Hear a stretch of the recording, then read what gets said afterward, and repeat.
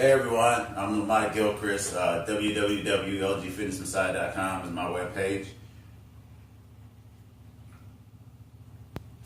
Go to my webpage and check it out. I post some information on my webpage, free information, through my YouTube channel where I'm giving supplement reviews. I tell a little bit about how to work out. I give nutritional reviews on my webpage through video. So, today is Monday and I'm going to give a little supplement review, give my little intake and how I feel about these two supplements and some strategies that I see that people may be able to use for these supplements going forward.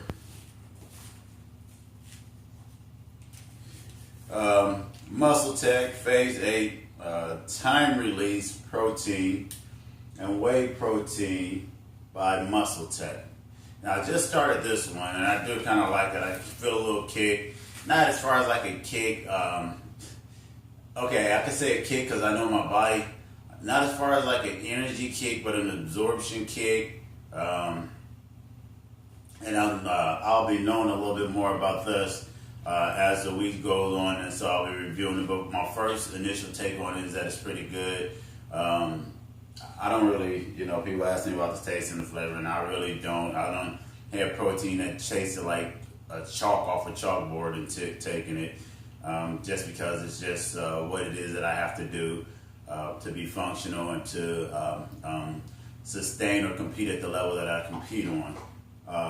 But this is pretty good tasting, has some good formulas. And I've done this before, and I utilized this for about a month. Gave it a couple of tries, and it was I had really good success off of it. It has a time release formula to it. I use it in the morning when I was doing my triglycerides with it. With my coconut oil, I use it without my triglycerides. I use it post-workout. I use it at night for sleeping. So I like it a lot. I use it in between as a filler. Like if I have a busy day and I know that I'm not going to be able to get to all my food meals, I'll use this, or I'll use the Fortress one, something that has a time release mechanism to it. So that I could fill in the gaps as I sip on my BCAAs. And then I try to get some kind of carbohydrates in, maybe. Just kind of depending. That's why I use multivitamins and other things. So that I set actually backups on top of backups on top of backups, so that my body have all these different availabilities of nutrition, micronutrition, and I cover all the windows. Without really raising any toxicity, without even raising any toxicity level, because they're all, if you understand the science of what they are, then you understand how these things break down. So, a couple of formulas that I see going forward with those two products is a pre-workout or in the morning, depending on what I'm doing. If I'm not taking carbohydrates at night, if I'm kind of like fasting at night a little bit. For those of you who don't eat at night or who stop their eating afterwards, then you might want to try the whey protein in the morning time, because it gets into your system a little bit faster. I will probably just mix it straight together in water. You can use 1%, 2% milk. I just use water because then I know that I'm controlling, and I'm not a big dairy person. I have some issues with certain dairy products and taking in dairy from a lactose standpoint, and just some other standpoints. Even though most of that comes from dairy, I know that's a contradiction in itself. But it's microfiltered, and certain things were broken up and taken out, and stuff like that. But just on those particular issues. So the whey is good for that. Now, if you're going to be running late, or if you don't have time to take in a lot of protein drinks, that Phase 8, that Fortress one that I show you, those are good proteins because it actually spaced out. It has some time release mechanisms to it. It got some different types of proteins that actually digest, or that get into the bloodstream or into the intestines, digestive system a little bit slower because of the amino chains are a little bit longer, so you get a little bit of effect on that. So, it's just, I as a scientist, I keep formulas always going in my head. All I think about is formulas for specific sports, for things that I'm doing, these and this, matching this and this and all this particular thing. So you explore all different areas when you are trying to become aware or conscious in the here and now about a certain situation. So that's my supplement review. And then I got a couple of emails, and I get a couple of emails, and people ask me all the time, do I get into conversations with people or individuals? And this is a touchy subject, so, and I'm going to put a disclaimer to this subject a little bit, but I'm going to actually put a claimer to it too, because we've all probably been in a relationship. So I get people who are going on fitness, are becoming conscious of their fitness and their overall health with their spirituality and everything else. And then their partners or their loved ones are not becoming conscious, or they're sabotaging, or they're working against, or they're continuing down those same habits. In biblical and in most cases, man, it says that a house divided will not stand, and that's just the reality of it. So I'm going to first, and this is how I address the issue with my clients. And once again, this is just my own theology and belief in these particular things. When you meet people in certain points in your life, or you do things in certain points in your life, does not mean that you are always going to stay at those points, that you do not grow. Even in any relationships, there's room for growth. And so just my first question and my first thing always is to anyone who deals with these particular problems is, what is the foundation of the relationship that you're in? Are you married? Are you married under Catholic rules, under Christian rules, under Seventh-day Adventists? Are you Muslim married? Are you Hebrew married? So what is the foundation to your household? What is the foundation to your belief system? What is the foundation to the whole relationship in itself? In most cases, you can answer the questions inside yourself. If the foundation is not good, that's why kingdoms and just using biblical, and always use this biblical things. That's why Israel, right, was split up in the first place, because of if you believe King Solomon did what he did, started worshiping foreign gods because of the relationship of not being with someone who had the same like mind of him. And so you have those particular situations. You can go Esau and Jacob. You could go there with the mom not liking, and you had an uphill battle because the people didn't like his wives, because they were foreign wives, and they conducted and acted a particular way, and so he didn't get his inheritance. So there's a lot of different things to take into consideration, so I use those things. So if you know the foundation of your relationship and what your relationship is built on, the foundation of your relationship, it's the same question like people would be like, oh, do you only like people who work out or people who are in shape and stuff like that? No, it's not really like that. I like people who are spiritual, who are enlightening, and people who are healers, and people who are wisdom seekers, and people who are intellectual. I like to associate and be around people like that. It doesn't necessarily have anything to do with a physical attribute. Although once you do these things in a spiritual way, just like and anybody can take it how they want to. If you say that your God is great to you and whatever, and he may be, but you suffer with addictions and sugar, and your kids suffer with the same things, and you got different things going inside your family. It says by the seeds, the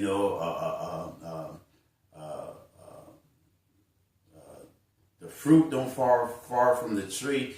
And so if you're dealing with obesity and gluttony and all these things that are against it, you say that you're a Christian, or you say that you're going on the Septuagint, into the Torah, into the Quran, which basically comes from the same thing. It's not really Hebrew, because there was no original Hebrew translation of that. It actually went Greek, Arabic, Egyptian at that particular time. So there was not really translated from the Hebrew dialect, because it was actually oral, if it did exist at that particular time when they said that it did.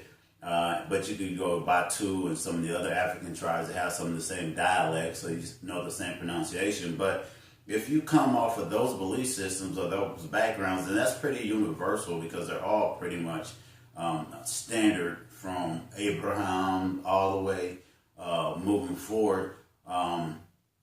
Then you have to understand that the Most High, under those conditions, wants you to conduct yourself, and He has rules and regulations that you need to go by, you and your family. So if you don't, my point is, and it sounds like I'm babbling, my point is that if you're just a girlfriend, boyfriend, y'all really don't know each other, y'all don't have the same belief system, if you're not whatever, 9 times out of 10, just in reality, relationships in the United States don't work, they break up. This is not a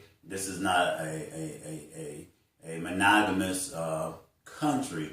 We don't really live in a monogamy world on a big scale.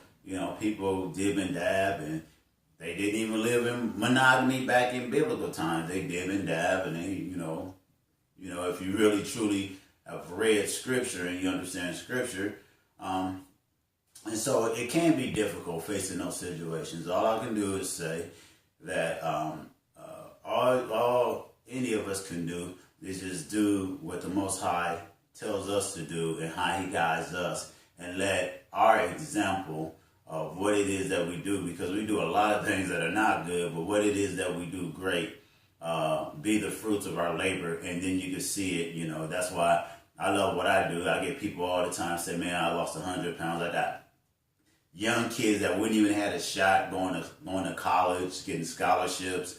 I don't, I'm not boasting or whatever, but the fruits of the labor is what it is. But yeah, do I have other things and stuff that go on? Everybody does. Everybody have difficulties. Everybody has trials and tribulations and things that they go through.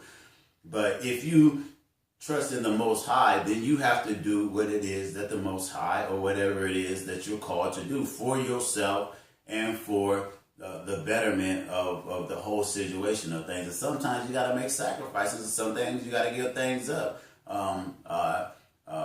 Use the Scripture again. Ask your boy Moses. Moshe, or Moses, if that's what what y'all want to go by. He was a prince. So you already know he's getting hated on because everybody else was thrown in the river, and son himself got killed. So when he lived amongst his people as a young guy, before he went down the river and came back, they probably was hating on him and how she get to keep him or whatever. And I'm surprised people didn't snitch, because that's just the nature of people in general. And I'm surprised people didn't snitch. Oh, that's really her son, blah, blah, blah, until, because that's how people get down. You know what I'm saying? But for some reason, the Most High seemed not to let that come out of people's mouths, and people do that particular thing. But then he was anointed, went and became a prince at the highest level, learned all the philosophies, studied at the best of schools, the hieroglyphics had the best of things and stuff, and then he was cast down. Then after living a life to that, was sent through the desert, had to walk through the desert to be freed. Then he found halfway decent peace, only to be called again and hated over here, to leave everything he had over here and go do a job where people already hate him and was already going to hate him. Man, that's a vicious story. You know what I'm saying? When you really look at the big picture of it, and then lead all these people out into the land to be free, because they've been crying about being slaves and being entrapped, the same way eating and everything else, or anything else that goes on with your life. Then he leads them out, and then they want to cry and want to kill him and make, and do the same thing that's tricking off back in the other place, back in what they say was Egypt at that particular time. So you got to understand how frustrating it can be when you're making these changes and when you're doing the Most High's work, especially to the masses. A lot of people won't see the vision. A lot of people won't get it. A lot of people like being in bondage, and a lot of people like serving their masters, whether it's food, whether it's money, whether it's whatever it is. So you got to be real with what it is that your people around you are serving, what it is that you're doing too. So I say this story and I joke and stuff. Because not only do I do nutrition and stuff like that, I study timeline, scriptures, all these other particular things, because these are the things that are important to me. If you want to spit truth, if you want to spit wisdom, then you have to understand truth and wisdom. You know, you have to understand the timeline, you have to understand the dialect, what was going on at that particular time, weigh it against other cultures at that particular time in history, see if it fit. You know what I'm saying? Especially about any changes and things that you do. The more information you get about it, the less you have to listen to what other people have to say about it, and you can just understand it and be enlightened for yourself. I know I kind of went off on the subject a little bit, and I probably didn't answer the question about what it is that you have to do when your family or someone else is and you're trying to get healthy and they're not seeing that. You might have to do what was said to do to lighten his family. You might have to leave. You know what I'm saying? And if you look back, you may be turned into a pillar of salt. You know, it's some hard choices. You might have to do what Jonah had to do. You know what I'm saying? If you don't do it, you might have to be trapped in the belly of a fish for a period of time because you wouldn't be obedient and go do what was said to do. You know, there's always some hard choices. You know what I mean? You know, you know, you can look up and down. Scriptures or just in everyday life. I'm using scripture as an example because most people set their relationships and their marriage off of God said being in a union, so that's why I'm using this as an example. But just to give you some biblical examples of how hard situations are inside of scripture, that people had to make some tough choices. Abraham, go and slay your son, you know what I'm saying? Just a thought process. Or Abraham, send your oldest son off because your wife who told you to sleep with your chick wanted a son, but now she had one because she was anointed and blessed, and now you got to send them off into the desert. You know what I'm saying? Just send them off with a bag of something and her and tell them they got to kick rocks. You know what I'm saying? Hard choices. Life is about hard choices. You know, we make them and we live with the decisions of our lives. So if you're trying to do something to better yourself and the Most High called you to do something to better yourself, you better listen or you might get stuck in the belly of the beast. You know, that's how it is. That's my word. I didn't want to philosophize and throw scripture at you. But once again, like I said, most people base their relationships off of the Judeo-Christian foundation from the Catholicism all the way up through his Lutheran, Protestant, Baptist, First Baptist, Southern Baptist. But it all comes back from the Septuagint or the original verse, which carry over into what should be the Hebrew way of being together in some capacity. I hope this helped. That's my supplement review. Move forward. I wish peace upon you. May the Most High enlighten you. And I know it's hard decisions to make, but we make hard decisions every day.